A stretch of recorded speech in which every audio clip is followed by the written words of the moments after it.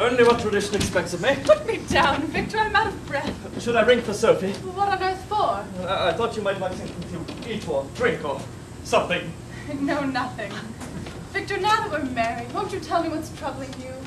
It's not the brutal murder of your brother, or the sudden death of your mother, or even the death of your best friend Henry. There's something more. You've been so distraught. When I speak, I'm not sure you hear what I say. When I look at you, I know your thoughts are elsewhere. Forgive me, Elizabeth. I have so much to be forgiven for. Victor, you don't regret marrying me. Of course not, darling. I dreamed of it as real children together. It should have been my only dream. Victor, tell me about your dreams. Tell me about all of them. Please don't keep anything from me. I want to, Elizabeth. I want to tell you everything. Now perhaps I can, but... But what, Victor? Tell me, please. I'm afraid. Afraid of what, my dearest? Afraid you'll think me mad. Victor, you must tell me. You've lived these past months with some terrible private dread. I want to bring you happiness. I am now Frau Frankenstein, the wife of a brilliant young scientist. Whatever troubles you has to trouble me.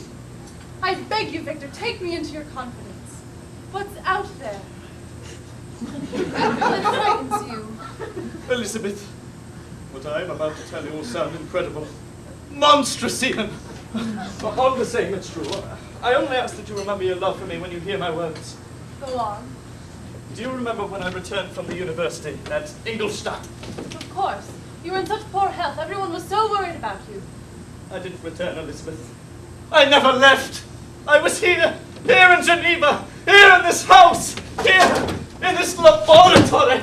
When I finally emerged, I wanted to build a funeral pyre, if not for myself, then for my deeds. I hadn't slept in days. My brain was on fire. I was consumed by guilt and fear, and that private dread of which you speak. Oh, Victor, my poor, poor Victor.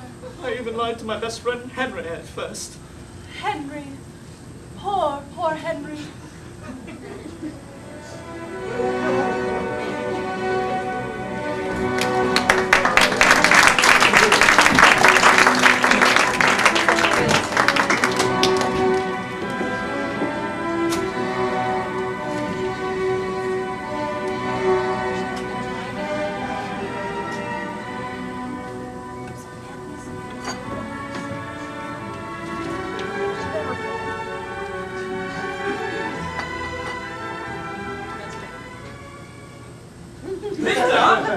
Victor, are you in there? Victor! There you are! How are you, Henry? The question is, how are you? Constant. My temper is almost violent. My mood varies between deep depression and melancholia. Come, Victor, you're away from your gloomy university. What could be more pleasant than a holiday on the shores of Lake Geneva in one's own chateau? Holiday? Call it sanctuary, retreat, anything but a holiday. Oh, I appreciate your good spirits, Henry. I know you're just trying to cheer me up. It'd be much fun for anybody having me about like this. You've had a slight breakdown, that's all. Understandable considering the way you drive yourself. For a young man, you take life far too seriously. Life is serious, Henry. And what man does with it, even more so. Sure, but there's no need to be pompous. Perhaps maybe this will cheer you up. A new thesis in biochemistry? That field no longer interests me. But this work is by Johann Waldman. Natural philosophy and chemical persuasion. The book is fascinating, and Waldman is your favorite professor. He was. You haven't already purchased it? No. Oh, good. Peculiar that you should mention his name, then. How so? I am writing a letter to him. Indeed? I'm informing him that I do not intend to return to the university. You mean until you've regained your health? I mean, never! Victor, is this because of your brother? I confess that William's murder is not something I accept easily. To live less than 10 years when life holds out so much promise, and to die at the hands of an unknown killer seems to be the height of cosmic cruelty. Cosmic cruelty? Victor, the lad was murdered for an expensive gold cross, and obviously by a thief of the lowest kind. Vicious, unfeeling, a monster. Victor! No! It's my mother. Please make no mention of William. She holds up extremely well. I understand this. Victor, may I come in? Come in, mother. Hello, Henry. How wonderful that you're here. Always a pleasure, Frau Frankenstein. Well, I can't tell you what this means for Victor. You, his best friend, have never deserted him. Boys together, friends together, comrades always. Phew. Did you hear that, Victor? I've never doubted Henry's friendship, as I trust he will never doubt mine. Well, perhaps you could persuade him to get out and about a bit. My son does nothing but lock himself in his study, as if the sound of the human voice was more than he could bear. You exaggerate, Mother. No, Victor, I do not. Oh, poor dear. He never sleeps. Oh, Sophie's at a wit's end trying to come up with something that will tease his appetite. And Elizabeth, well, she's become his devoted nurse. But I'm afraid my son is a bad patient. Oh, darling, you know I do worry about you. The doctor says that... Oh, the doctor! Always with the doctor! Shouldn't scoff like that, Victor. You are a scientific man yourself. There is a world of difference, Mother, between a scientific man and a doctor. Well, if there is, I'm not aware of it. I only meant you shouldn't insult him by your indifference, darling. He does have your best interest at heart. Besides, you can't go on like this. You must eat, rest. Stop it, Mother. Where is Elizabeth this fine day? She went off to the flower market. So I do believe she could live her life there, but she was that way even as a child. Oh, Elizabeth could tell you the name of any flower that grew. Victor, on the other hand, well, he could take apart any flower and tell you exactly what was inside, what made it grow. Some would find that the ideal combination of the pragmatic and the romantic. Oh. Yes, very good, Henry. Very good indeed. Frau Frankenstein, are you in there? Yes, Sophie, I'm in here. I am sorry to disturb you, Frau Frankenstein. What is it, Sophie? It is Ernst Tesla. Oh, well, I'll see him outside. Oh, no, Victor. Show him in here, Sophie. Perhaps I should leave. Nonsense. It's probably something quite routine about the investigation. I don't think you should see him, Mother. You know how upset you'll get. Darling, it's you who always gets upset. Inspector General Hessler.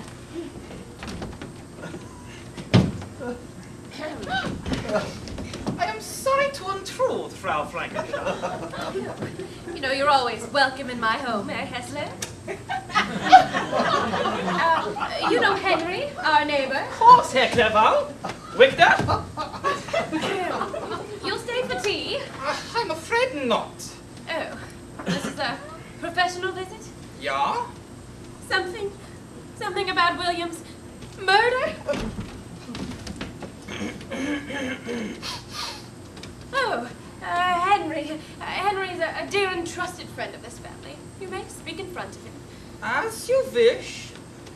We have William's cross. Who had it? A girl by the name of Justine tried to sell it in Geneva. Unfortunately for her, the buyer was one of our informants. A girl, you say? Yes, a bad sort. She travels with horse dealers, gypsies. Her kind would slit a throat for a tablespoon. Please! What an unfortunate choice of words. Sorry. There can be no mistake. The gypsies were encamped by the lakeshore the night of William's murder. We know your brother visited the encampment. He was seen there. It is a popular spot for young boys. Tesla. Oh, I'm sorry. We saw the girl talking with your brother and admiring the gold cross around his neck. The night of William's murder, the gypsies broke camp and moved off. Hardly seems sufficient to prove this girl guilty. Ah, but she has a bad record and we have her on file. Yes, but has she confessed? Well, not exactly. What do you mean, not exactly? Well, not in so many words. Well, then how many words? She denies any knowledge of the crime. Well, then why are you so sure she did it? Ah, because of the absurd story she told us to cover up her deed.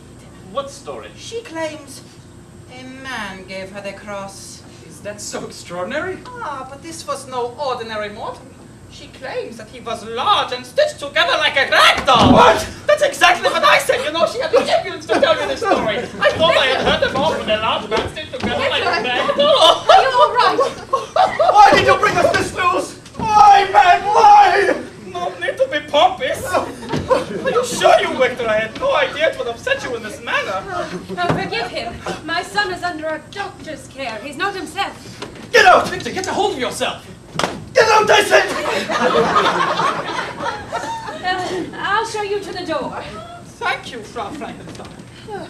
I wonder, might I have the cross? Afraid not. Evidence. I understand. When the case is closed, I'll see to it that it is returned. Victor, was that necessary? If you continue this way, there's nothing but disaster ahead for you. You've got to take the doctor's advice.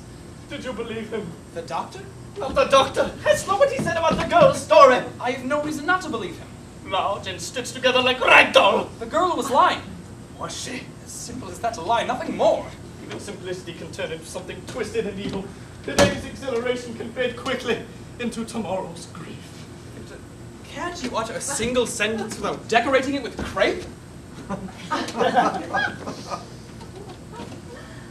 The girl wasn't lying. Then this strain on all of us. Don't just patronize me, Henry. I'll tell you the girl spoke the truth. I will not stand here and listen to this rave. Then sit, Henry! Sit! I said sit! Sit! Good boy.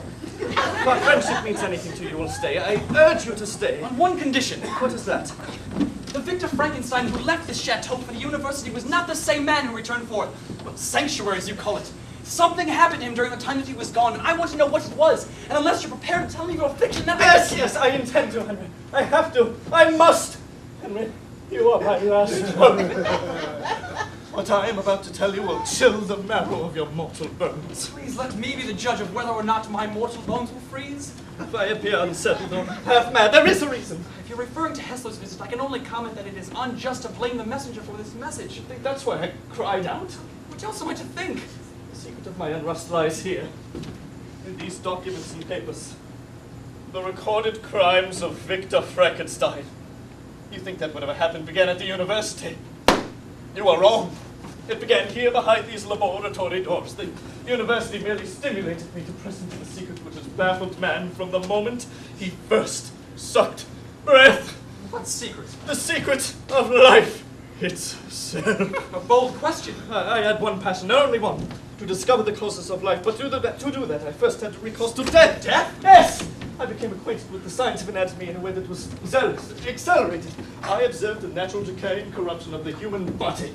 In the dissecting room of the university, you mean? I do not mean in the dissecting room of the university. What do you mean then? I mean here, Henry! Here in Geneva! Here in this house! Here! In this laboratory! I was so driven by my quest that I left the university after only a few months, and I returned home where I could continue my studies in my own way, on my own schedule. I lived with the stench of decay in my nostrils. The church graveyard was not a holy place for me, Henry. It was instead merely a receptacle for bodies deprived of life. I don't believe you. Then you're a fool! I saw how the fine form of man was degraded and wasted. I beheld the corruption of death until my senses no longer knew the hour, the day, the week. And then in the midst of my darkness, a sudden light broke in on me. A light so brilliant and wondrous, yet so simple. I wondered why I alone, Victor Frankenstein, should discover so astonishing a secret. That's again. I asked for your friendship, Henry, not your skepticism. You have both. Go on, continue. What secret? I succeeded in discovering the causes of generation and life. I am capable of bestowing animation upon lifeless matter. That's not possible. Oh, Henry, you think not? Then you too are earthbound. When I discovered so astonishing a power placed in my hands, I hesitated a long time before deciding how to employ it. And how did you? I began the creation of a human being. You did what? Watch the lips, Henry. I began the creation of a human being. How can you create another human being? It wasn't easy, Henry. With considerable dedication and a strong stomach, I set to work. The city morgue in the charity hospital furnished my materials. From one I stole an arm, from the other I purchased a leg. On dark nights, the graveyard proved productive in direct proportion to the amount of energy I was willing to expend in opening a grave. No more, Victor, enough, please! Oh, if only it could have been, Henry. As I peered over my unique collection of various human artifacts, I could feel the grave worms crawling upon me. I stared in horror and in wonder. I was about to create what no other mortal dared attempt. I was about to create life! I realized my creature had to be of gigantic proportions. The assembly of veins and arteries on a smaller scale would have been impossible. I worked day and night, carefully connecting bronchial tubes, tendons, muscles, tissues, skillfully suturing arms, legs, eyes! At last, my task was completed. I stood back and beheld the being I had created.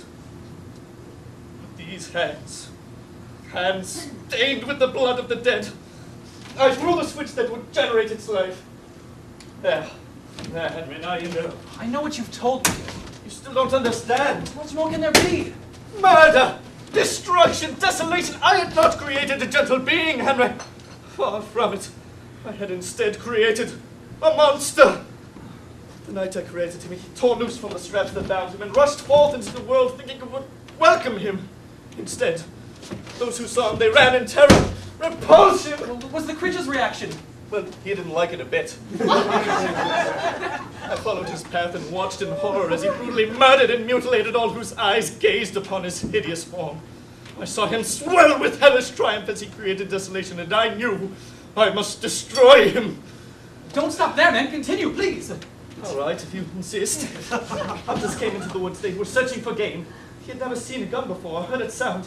It frightened him, Henry. He ran over the river, through the woods. To grandmother's house? Yes! They followed, thinking they were chasing some great beast. They fired. Pain tore him to his side. He turned and saw me. Through his pain, I felt hatred in his eyes. Hatred directed at me for having created him. He sought sanctuary in the old mill near the river. I hesitated a while, tormented by the thought of destroying that which I had created. And then, as if driven by some invisible sense of justice, I set the mill afire. The flames rose, instantly creating a suitable pyre for my demon of hell. As the dawn rose, the flames subsided, leaving me with a feeling of peaceful remorse. My creature had been destroyed. Or so I thought. What do you mean, or so you thought? Hessler, William's murder, the gypsy girl, think, Henry, think! Albert's was no ordinary mortal. It was large and stitched together like a rag doll. It was he, Henry. My creature, made from the bits and pieces of other men, he murdered little William! If what you say is true, why would he do that? Why would he murder William? Why would he hate you? I gave him life. No, it's too preposterous. You must listen, Henry. More than enough. I'm not mad. You will be if you continue this way. You expect me to believe that you created a monster. Yes. Here in Geneva. Yes. Here in this house. Yes. Here in this Do you still doubt me? See for yourself. Large and stitched together like a rag doll. Here is standing proof of my infamy. God help you, Victor. God help us all. No. Help me.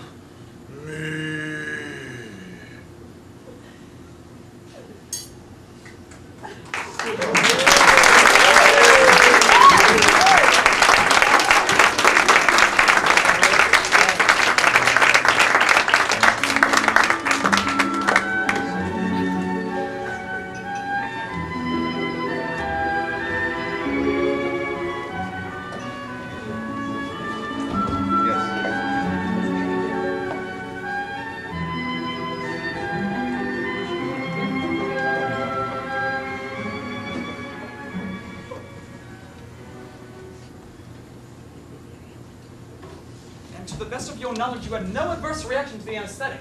No. No paralysis of any kind. I'm rather amazed about the eyelids. Moist, lubricated by circulating the tears.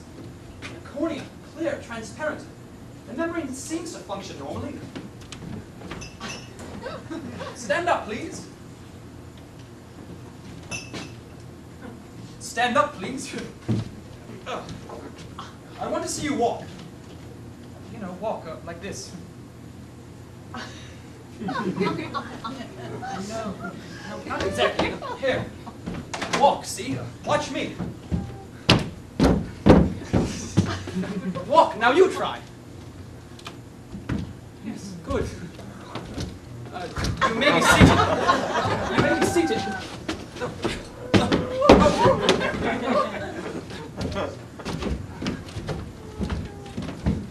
I want to test your reflexes. No.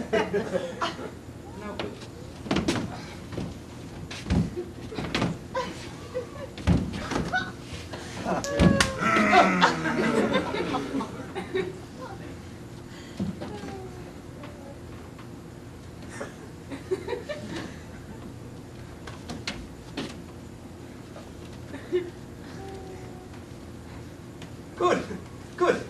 I would say the end results are not yet cosmetically satisfactory, and there is a decided tendency towards hypothyroidism, but in all other respects you are remarkable. I would have thought that if such an experiment succeeded, the conclusion would prove to be a chronic invalid. I was wrong for doubting Victor. Did you sleep at all? I never sleep. Not anymore. I do is dream of horrors. This is no horror. Whatever your technique, you have opened a special field in surgical study. One is a sadistic vivisectionist. He has the power of locomotion, some mastery of speech, reasoning, deduction. His parts will not wear out. A living machine. Yes, if you will. Beware, Henry. The excitement in your voice betrays you. You have caught my fever. No missing fingers, no extra cartilage. Blood pulsates through his veins and thus through yours and mine. The blood of the dead. Oh, this is no monster. You have engineered a finely tooled machine powered by an intricate network of muscles and tendons. The graphing is amateurish, well, a slight bit repulsive, but it suffices. You have forgotten something, Henry. I shouldn't wonder. Yes, it's that hideous thing which has become a murderer. Not again! Friend, yes, see. There you go. He knows fear. He felt pain. As I do, as you should.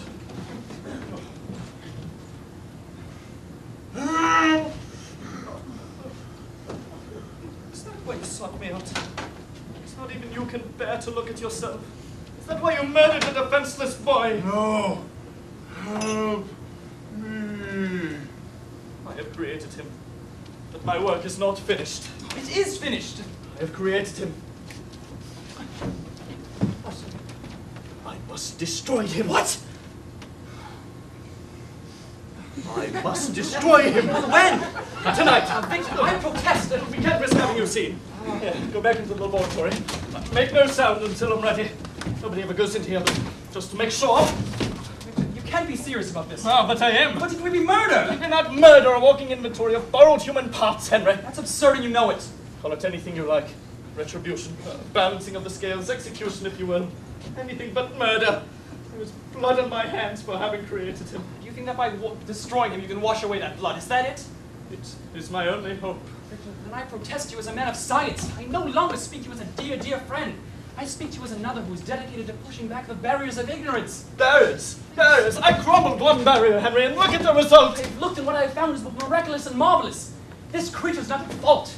He was an innocent, thrusted into a world that has no special place for the unordinary. He had every right to expect gentleness and understanding. Instead, he found that mankind itself is very often monstrous. There's nothing you can say, Henry, that I've said to myself 100 times before. Here, look into the face of little William. You speak of an innocent. Here is your innocent.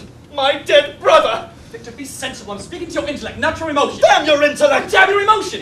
Damn! It's your mother! Please, say nothing against anyone, Henry. For the time being. Return this evening. I'll need your assistance. Yes. Victor! I shan't hear another word about it. If you refuse to come to the breakfast table, you shall eat in your study. Oh, Henry, here so early. I'm afraid I never left.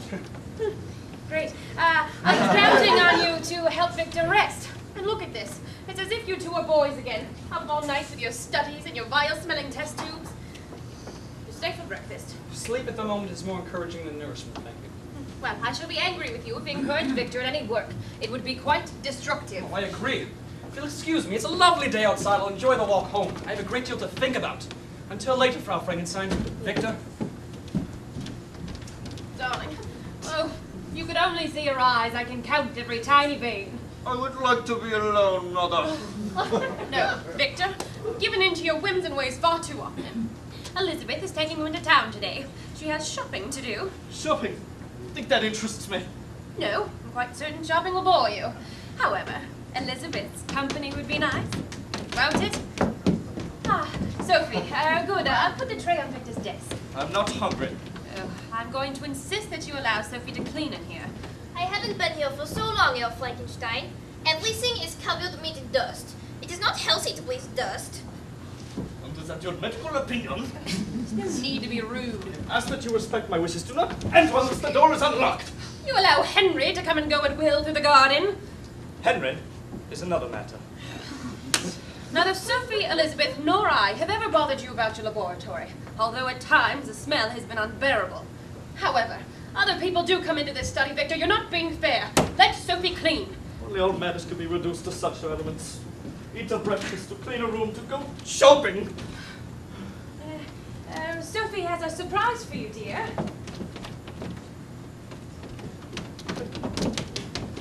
Fresh strawberries, Herr Frankenstein. First of the season.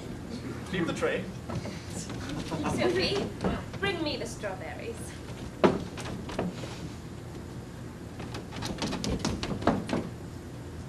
come on, eat the strawberries, Mother, Victor. Mother, what are you doing? Strawberries.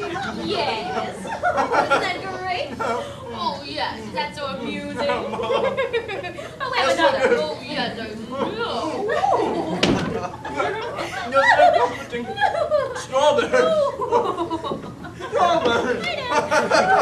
Strawberries, have another. Yes. Oh, you're such a good boy.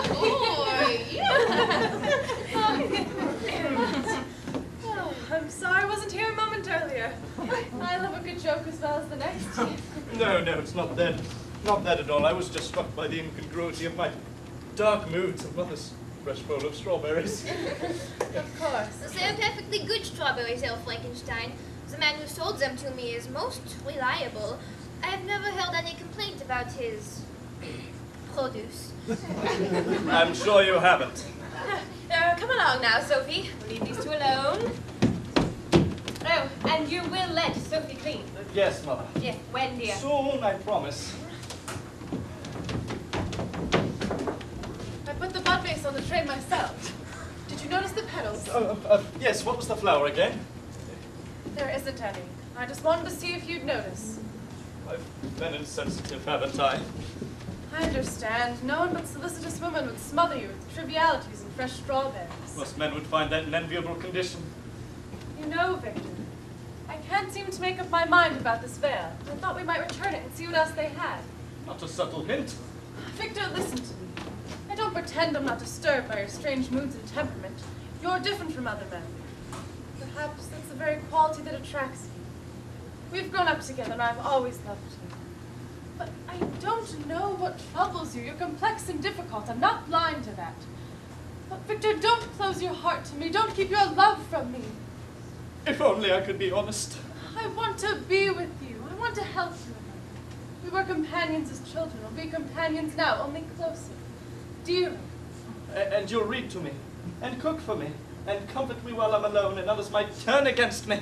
Don't make light of such things, Victor. They count for something. But I would do all of those things, gladly. Well, then a wife is truly a wonderful thing. Let me be wonderful for you, Victor. I've never loved anyone else. I never shall. You will never be alone, Victor. I promise you that. Oh, dear Elizabeth, dear God! Lend a hand, won't you? Come along now. We'll have the morning together. We'll visit the flower market. My dark moods will soon be at an end. I promise you that, Elizabeth. Yes, by all means, the flower market.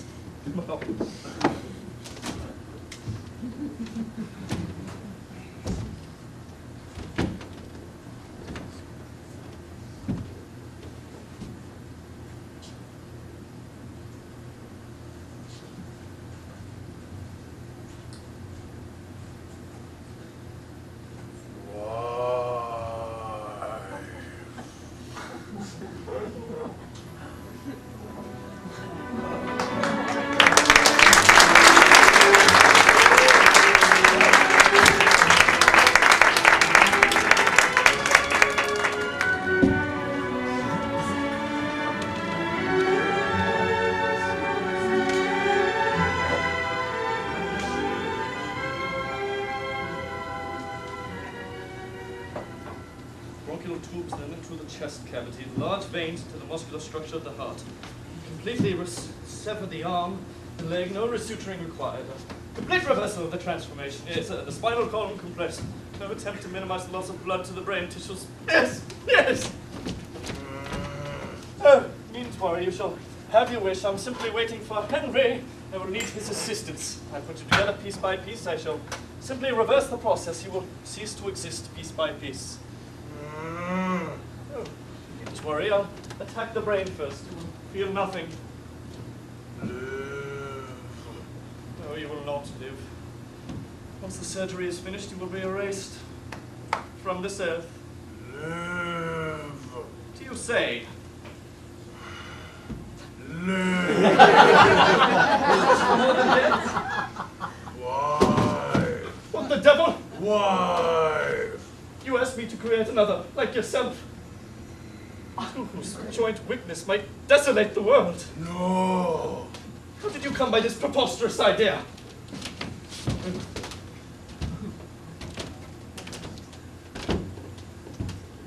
Why?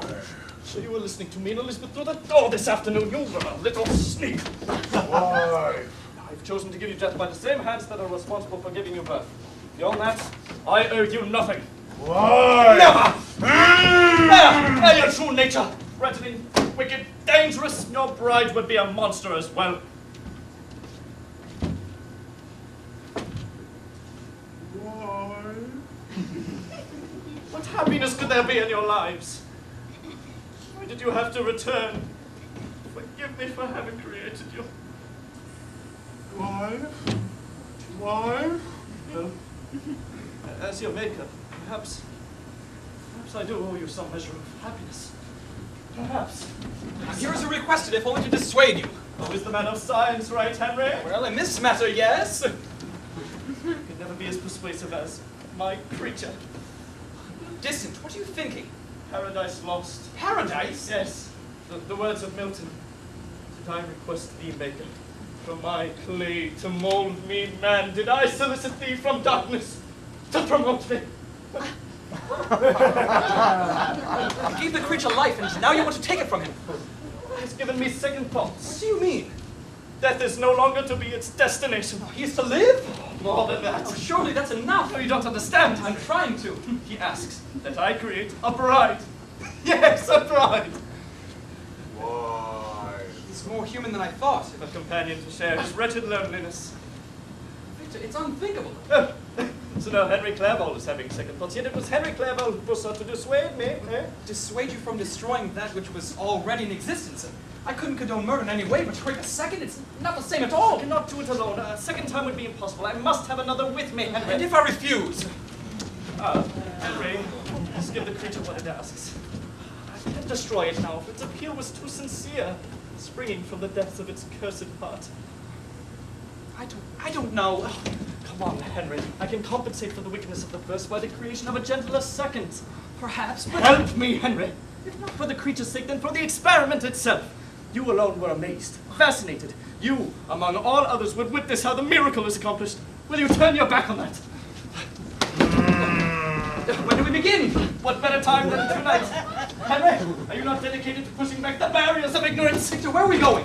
The church graveyard. Graveyard? Yes. It will be my warehouse of spare parts. My absolution. My salvation. Henry, I offer you a glimpse of the eternal. The choice is yours.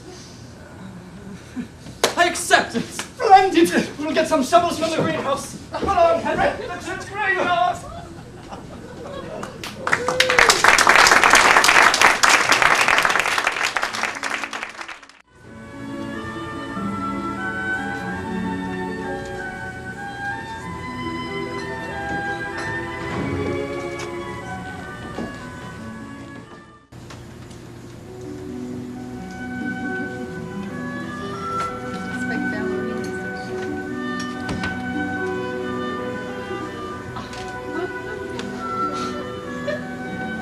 I told you not to touch. Later, after the wedding. Not too late, am I? I expected you an hour ago. Oh, could it be helped? Any difficulties? None beyond what we already know. I think we'll need to increase the voltage. How's he behaving? More like an expectant father than an expectant groom. Understandable. He sits in the corner of the laboratory, like a huge whipped dog, watching. If I turn a switch, his eyes flick to the spot. I've noticed that. If I rewire the apparatus, he takes careful note of how it's done. Testimony to your extraordinary skills. Testimony to his craftiness. You've noticed his gift of mimicry. Oh, he watches you too, Henry. A little while ago, I noticed he was unusually quiet. See? And? He was studying your notes. My notes? Yes, I think it might be wise if you devise some sort of code or other, Henry. If you say so. It's both touching and horrible to watch him. Every time I enter the laboratory, he's by the surgical table. He never touches anything. And yet he knows every molecule of his bride to be. I entered unobserved earlier and found him petting the incomplete thing.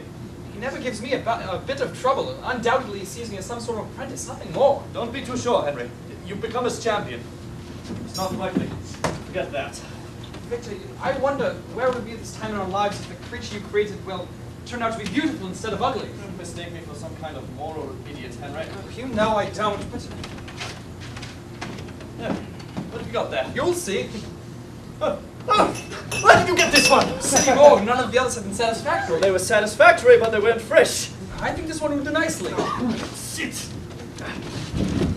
Here, Henry, let me have it.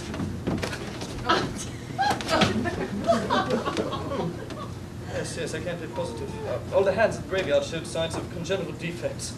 He couldn't have been dead long. Good. He was young, a derelict. No questions. Oh, the moorkeeper got his price. Which was? An arm and a leg. Sorry. I want to test it for elasticity. Victor! I told you to sit! Wife. All in good time. I decide the time is right. Will you name her or will he? He can call her whatever he likes. Wife. See? Victor? Damn. Sight quiet. I'll run a few more tests. Henry, lend a hand, won't you? Good one. Victor? Why you should prefer to sleep in your laboratory is something I'll never understand. The cot is quite comfortable, Mother. Oh, I don't know why I even bother to be concerned. You ignore my advice in all things. I must ask that you leave me to my work. What work is that, Victor? Why do you ask? Can't you be curious? You're curious and cautious. You always seem to fear someone might discover a secret about you. Nonsense. Really? Delivering men at your door, day and night, delivering who knows what. Henry Clareville creeping through the garden at all hours. You think I haven't worried about it all? Ugh. What do you hide behind these doors, Victor? Oh, nothing that could possibly interest you, Mother. Well, let me be the judge of that. No! Oh, there is something very, very wrong here, Victor. Whatever it is that you're up to, it frightens me. Nothing to be concerned about. You know how I am about my work. Yes. Yeah, it's just that I worry about you, darling. I mean, you are the man of the house now, Victor. Oh, but I can feel you moving farther and farther away from me. Oh.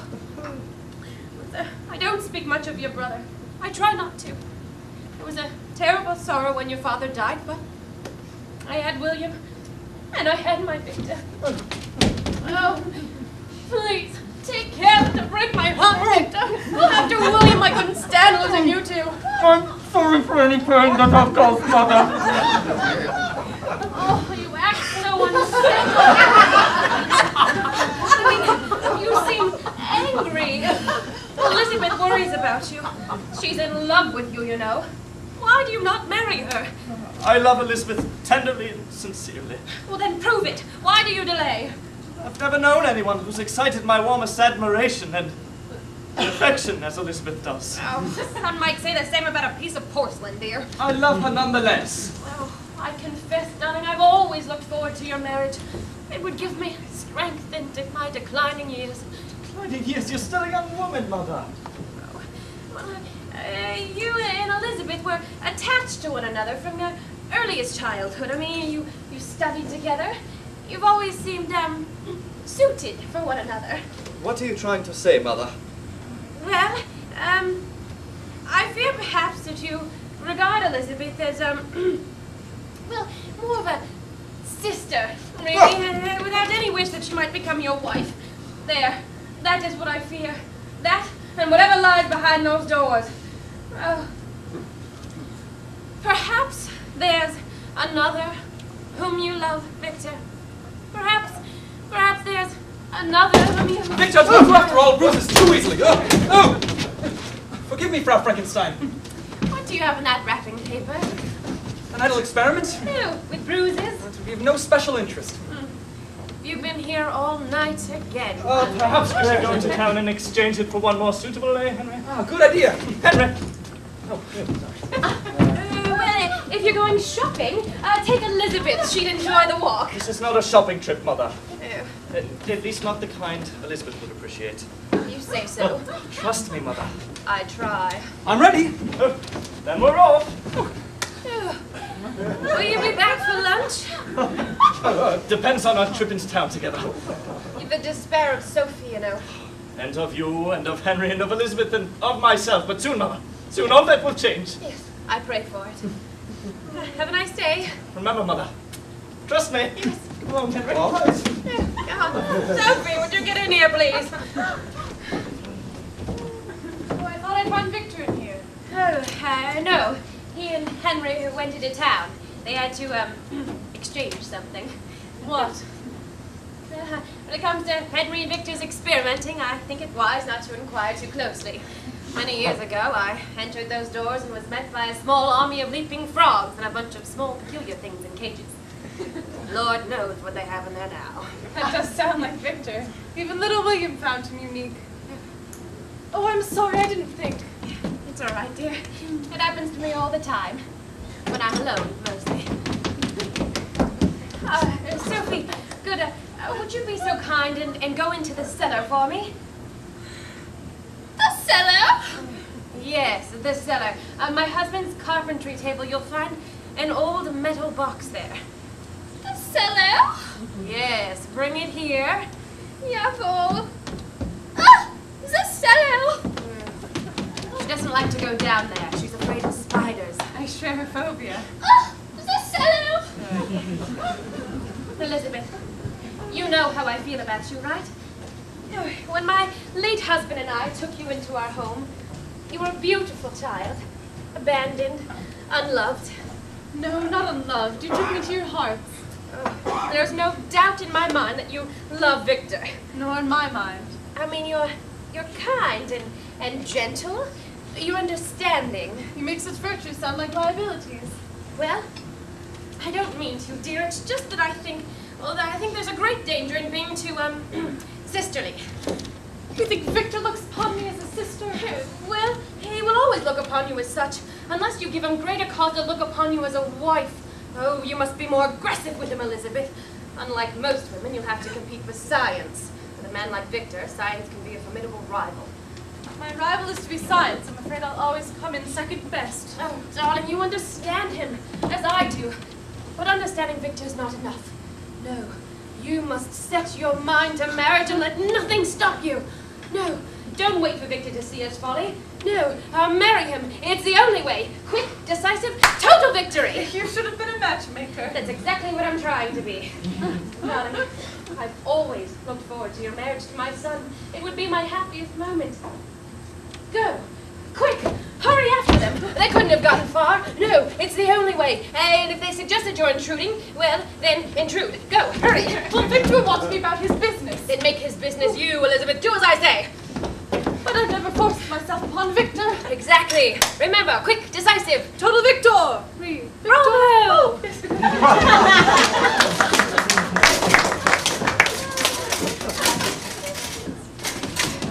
Is this what you wanted? Yes, thank you. It's awfully dusty. Yes. Would you mind closing the door to the garden, please, Sophie?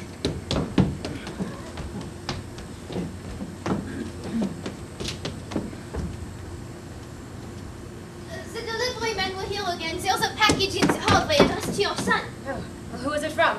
Some chemical shop in Zurich. It's glass tubing, I think. Oh, well, thank you. Run along now. I'll call if I need anything.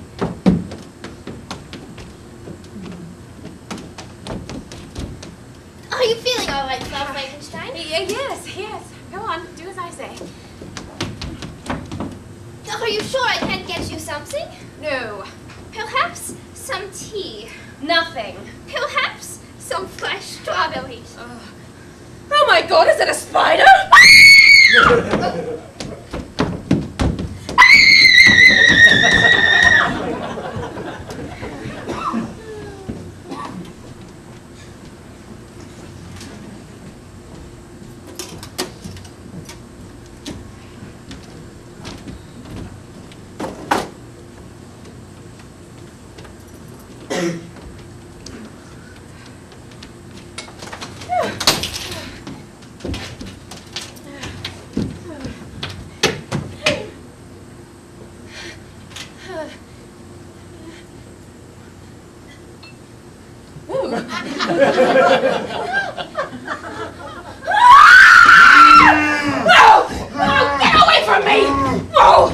you want? Wife!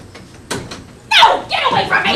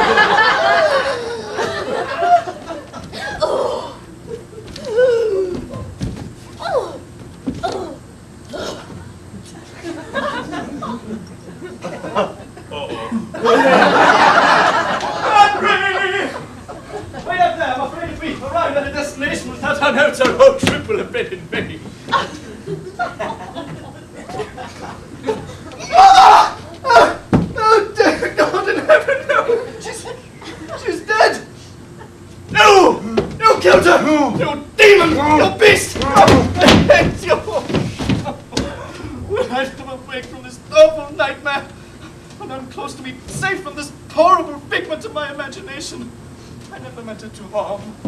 I never meant it to hurt. I meant it to bring honor to the house of Frankenstein. Instead, it has only brought destruction. Mother, forgive me.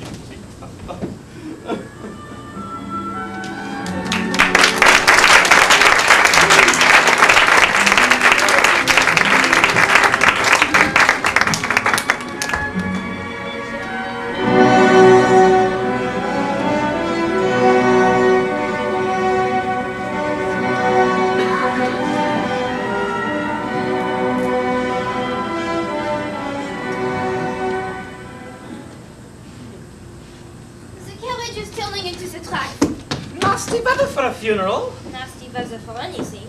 How was it you didn't make it to the cemetery, Sophie? I couldn't. I've only been to one funeral in my life. A school friend. I've never forgotten it. She was so dead, you know. I couldn't bear the thought of going through it again with anyone. I'd rather remember Frau Frankenstein the way she was. Alive. I understand. So they found her here, hmm? Yeah. I heard her cry out. And when I came in, she was sprawled out on the floor, her hand over her heart, and her face the color of ash. I wasn't aware she had a weak heart. Yeah, so was everyone else. But that would be like her. She never was a complainer. Spine like whalebone. You know, she held up like a Prussian during that awful business with little William. In front of people, yeah. She cried herself to sleep many nights, though. Still, the attack came on suddenly, didn't it? Yeah. You know, it's been a strange time. Would you believe that there are ghouls at work? Ghouls? What kind of ghouls? How many kinds are there? Several graves have been broken into recently. That's horrible. Stealing jewelry, I suppose. Now see, that I can understand, but there was no jewelry taken, at least in one case. Well, what did they take? A foot! A foot? A foot! You know, I imagine when to take the dead with a very hard. Oh, are you all right? I will be, I think. Oh, I'm sorry, I did not mean for my story to upset you. Herr Frankenstein's barely spoken a word in 2 days, and he worked so hard, he and Herr Clavel. Work? In the laboratory. And what is their project? Oh, I wouldn't know. No one is permitted in there. It is the one room in the chateau that belongs to Herr Frankenstein alone.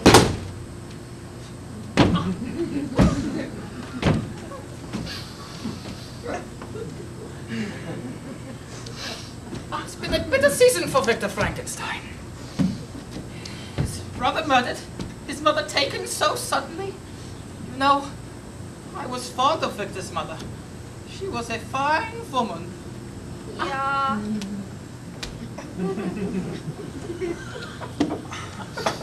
You hear it, Inspector General. Allow me to extend my sympathies to you, Carla. And to you, Victor. Thank you, Hester. Perhaps I should make tea or something. Please do, Sophie. So chill, so dark, so cold out. Perhaps you would like some fresh strawberries. No, Sophie, tea will be fine. Oh, you might take the umbrellas to the kitchen to dry them. Your mother never liked to dry them in the hallway.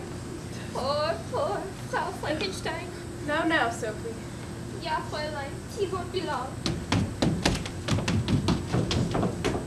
She's taking it hard. So Sophie was so devoted. I know what she feels. I can't get used to the idea myself. It doesn't seem possible. I can't understand it. Alive and vibrant one moment, gone the next. Sudden heart failure is not uncommon. I leave the medical reasons to you, Henry, for there is no comfort in them for me.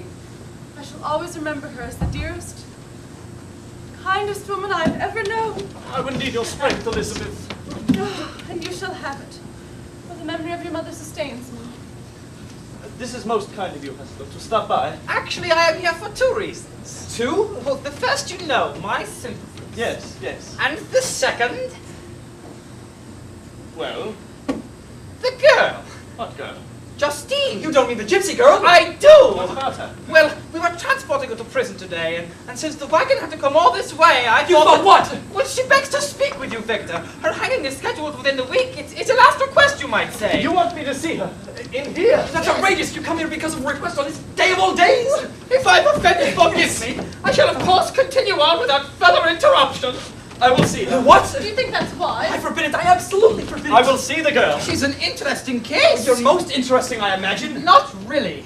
Lately, there have been a rash of grave robberies. Oh, it seems like I have done it again. Sorry. I am not what you would call a sensitive man. You expect an argument on that point? The carriage is on the side road. I will bring her in myself. May I go through the garden? I'm sorry, what? The garden, would that be all right? Certainly, Hester, certainly. Do you think he suspects? Suspects what? Oh, there is no reason for him to bring her here. Henry, what's gotten into you? I'm upset. Forgive my outburst. Well, shouting won't help any of us. Oh, there's no reason for you to see this girl. I want to see her, Henry! I'll ask that you excuse me, Victor. You should go lie down, rest. You seem a little on edge. I'll try. It's madness for you to see this girl.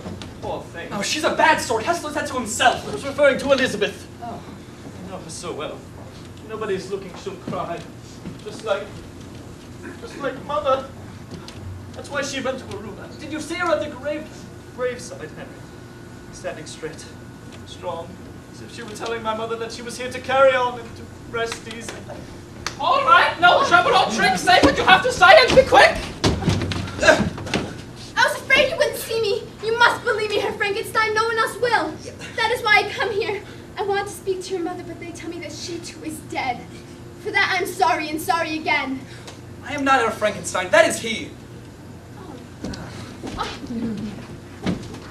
I was afraid you wouldn't see me. You must believe me, Herr Frankenstein. No one else will. Yes, I heard you before. No one will believe my story. And if I do, Do not make fun of me, sir. I assure you I do not. There was a man, a terrible man, large and stitched together like a rag doll. When I saw him, I screamed.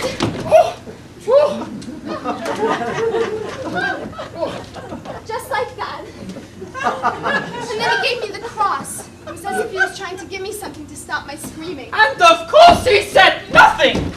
No, nothing. Naturally, it was your impulse to strike camp, move into the city and attempt to sell the gold cross. Let her tell it in her own words, Inspector General. Sorry. Naturally, it was my own impulse to strike camp, head into the city, and attempt to sell the gold cross. You could have thrown it away. No profit in that. Inspector! Sorry.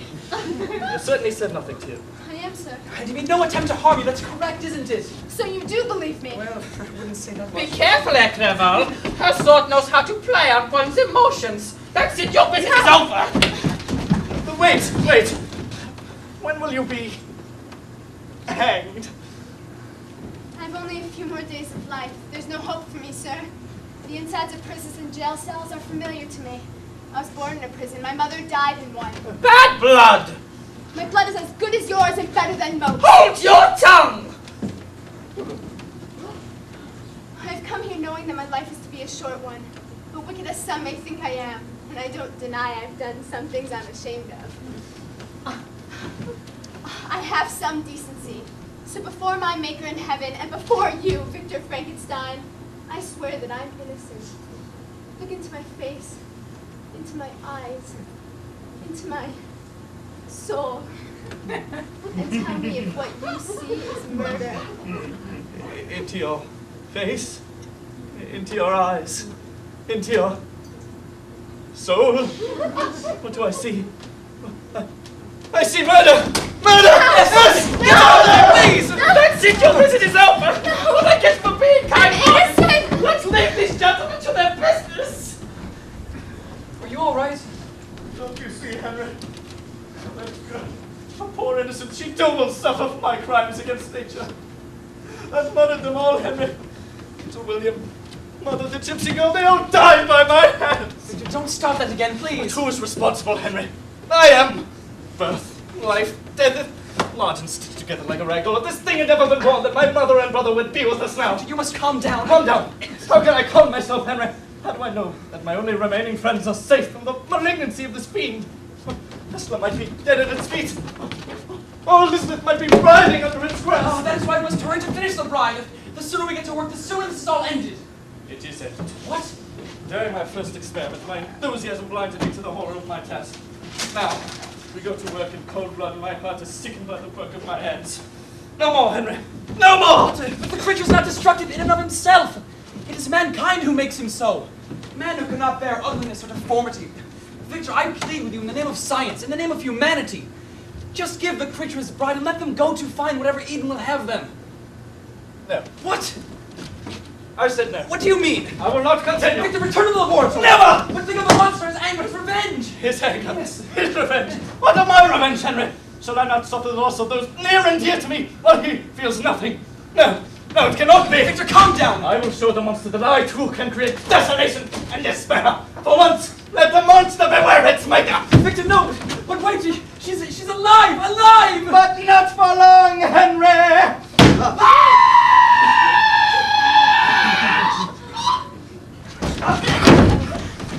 Yes! Yes! I should have seen it before. It's the only way. I must hunt him down. I must kill the creature. It's the only way to undo the evil I've created. Henry, wait for me while I fetch my gun. We're going to kill him, Henry! Kill him! Kill him! I wonder now who has become the greater monster. Oh, dear Lord in heaven. Victor's not here right now. Well, why don't we have a seat? We can play some chess and it'll be great. Why? We've had a few setbacks. I don't think it'd be wise to go with... No.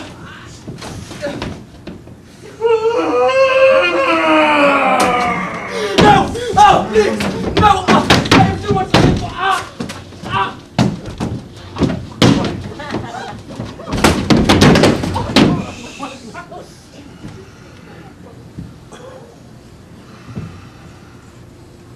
Henry! I've got the gun! Let nothing stop us now! The monster will pay for his actions! Henry, are you coming with... Henry! No.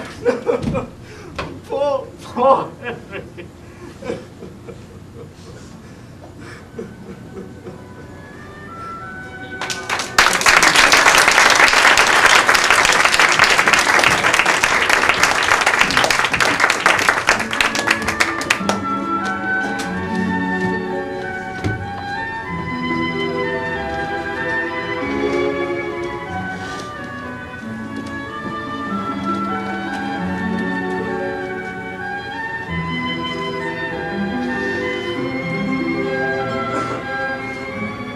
That was the last I saw of my creature.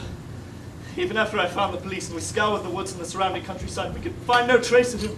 But I know he's still out there, waiting, just beyond the darkness, waiting to confront me for the final time. If only you had confided in me earlier.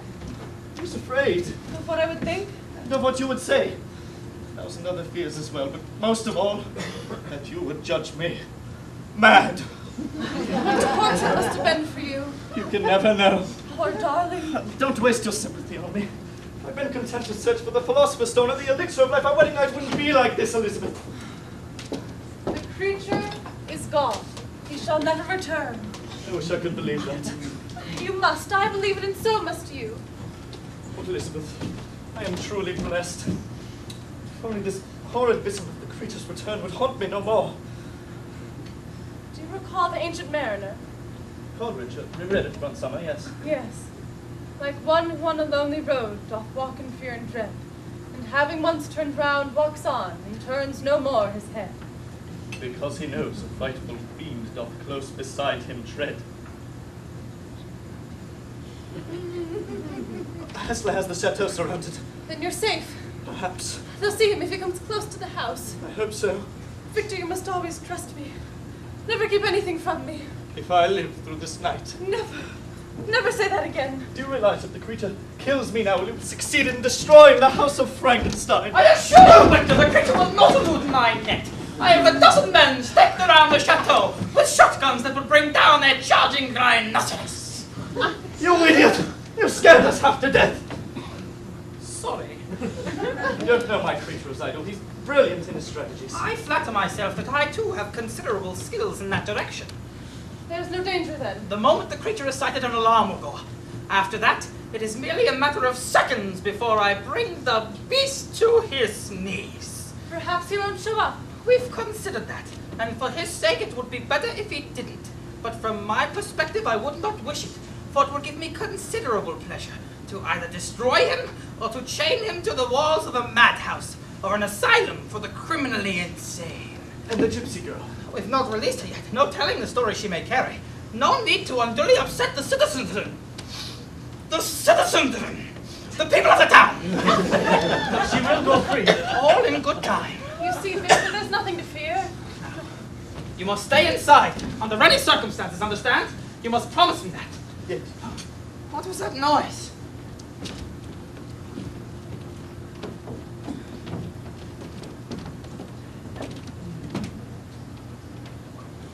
Can I get you something from Frankenstein? You idiot! You scared us half to death!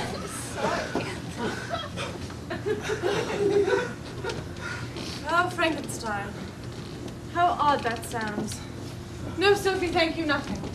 Oh, draw the drapes, would you? It's so chilly in here. Perhaps you would like some fresh strawberries. No, Sophie, the drapes will be fine. Now you must excuse me, Elizabeth. Victor, I have to be getting back to my men. What do you think? I was thinking of something quite terrible, yet it may have ended for the better. You were thinking of Henry. Yes. I don't think anything but death would have stopped him in his quest. I had infected him as surely as if I had injected him with my strange and forbidden venom. Once he tasted what I savored, his doom was sealed. Not that I've survived and he is not. I shan't listen to any more of this. We will make it through the night, and tomorrow we'll make plans for travel. Greece would be lovely at this time of year. Maybe Italy. There are many things I must do. When? Now, in the laboratory. You can't be serious. There are many things I must destroy. The lighting panel, the generator, the machinery, most of all these, the notebooks, the ledgers. Must you do it on our wedding night? You needn't be afraid. Come with me into the laboratory. No. I never want to go in there. I think I shall seal the room forever. Wall it up or tear it out. Sophie! Sophie, will you come in here? You like so? Yes, go into the garden and fetch one of the men there to stay with my wife. The garden? I'll be quite all right. You want me to go out sail? Sophie, do as I ask. Jawohl. Ah, the garden! Please don't make blame. I will make some type of amends for my sins. Then it should be a private act. Do it quickly, Victor, and hurry back to me.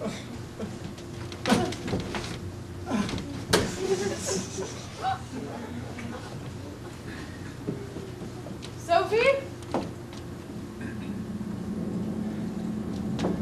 Victor? I must get a hold of myself. There's nothing to fear. Nothing. Who's there? Who's there? Who is it? Who is it? Hessler? It's not Frankenstein. Oh, Sophie. The policeman will be here in a minute. I will go show him the day. Thank you.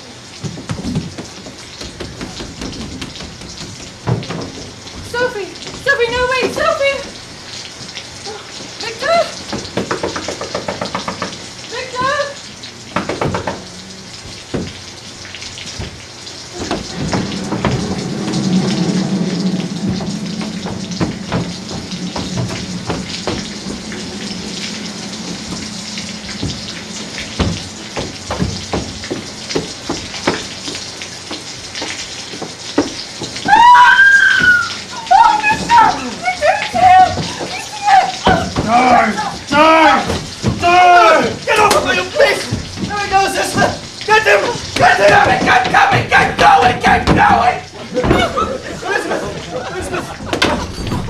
out! I should have known it was you who was after. You would let me live knowing what my life would be like.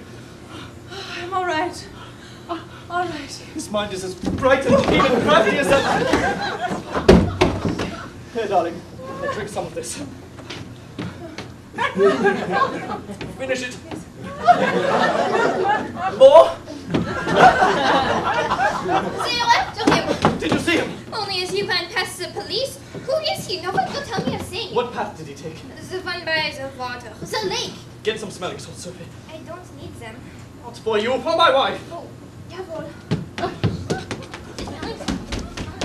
Why didn't you cry out? I did over and over, but the laboratory doors were shut. And there was so much noise from the machinery. You will never have to worry about that again.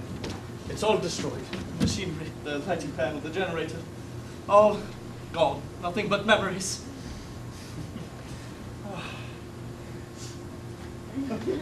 goodness.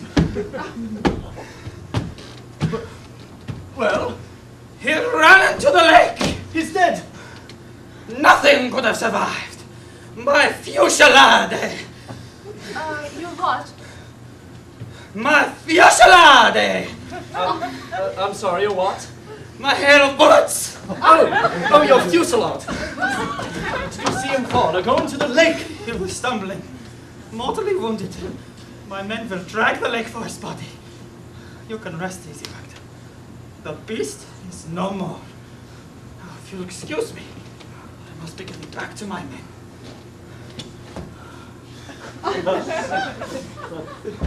The work of my hands is finally finished.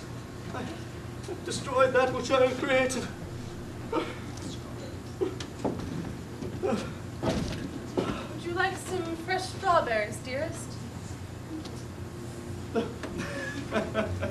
Oh, of course, dear. All right. You know my love. I could almost feel compassion for my creature. I do feel it. Oh, you too?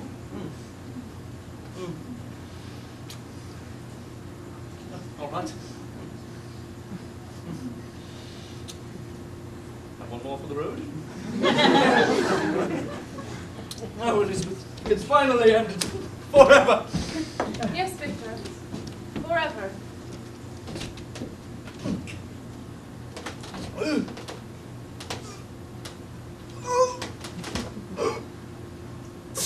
Strawberries! Yes, Victor. The strawberries. I was beginning to think you'd never eat them. Don't worry, it'll all be over soon. And then, everything will be mine. All mine.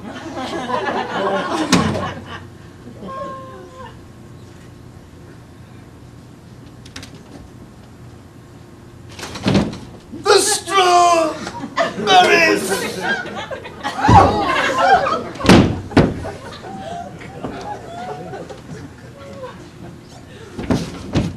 The strawberries!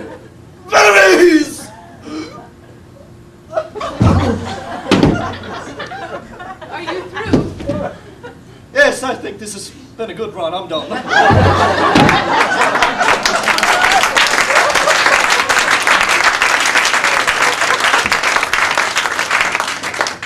Darling, it worked, just as you planned. First William, then Henry and Mother, now Victor, all dead. Come to me, my darling.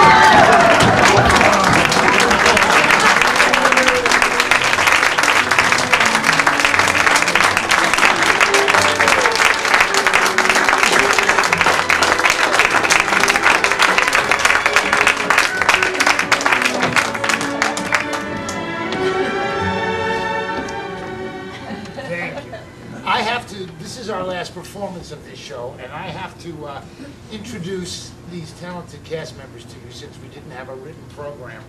I'm very proud of them because at their young ages they have acquired a depth and an understanding of timing and melodramatic comedy that a lot of people have lost in our world. They're young. First, I'd like to introduce Miss Jenna Katzos. Jenna, where are you? Come up here, honey. She's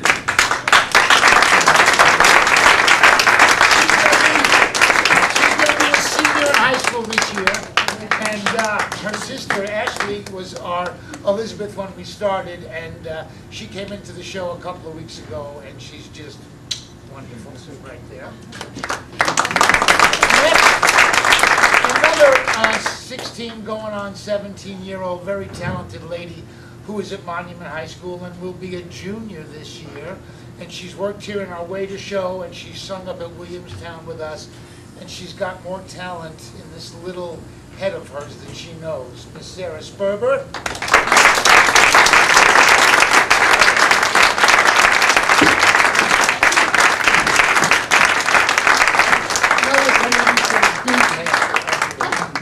The next person I'd like to introduce is a person who has worked with me now for about a year and a half. And, well, I'll introduce two at once. They're a great team. They even love each other off stage. They were in the Waiter show. They're two of the most talented people around in Berkshire County today. They're both teachers now at Monument High School in the special needs program, Miss Wendy Walraven and Mr. Matt Pacetto.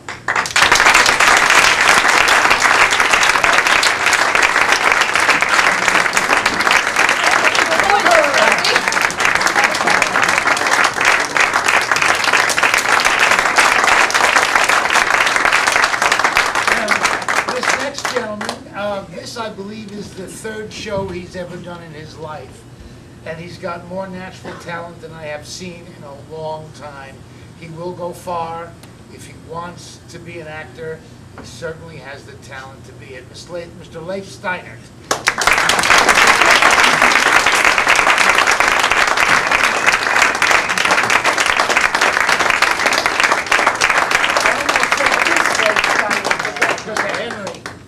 And now, this next young lady I saw in a production of Footloose at Monument Mountain High School, and she has a very rare quality as an actress. She's believable, and she was wonderful, and I thank her for taking over this role, Miss Robin Hicks. She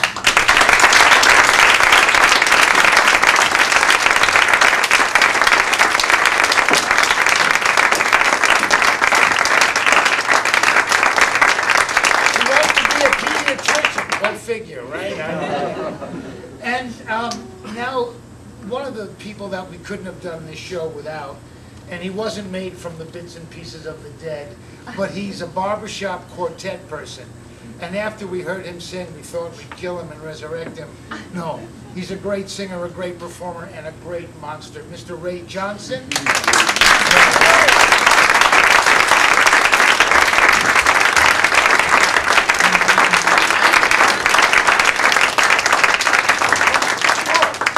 The scars were real all this time, I'm sorry.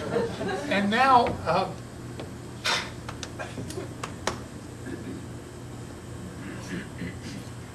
there's a young man who I guarantee will be winning awards.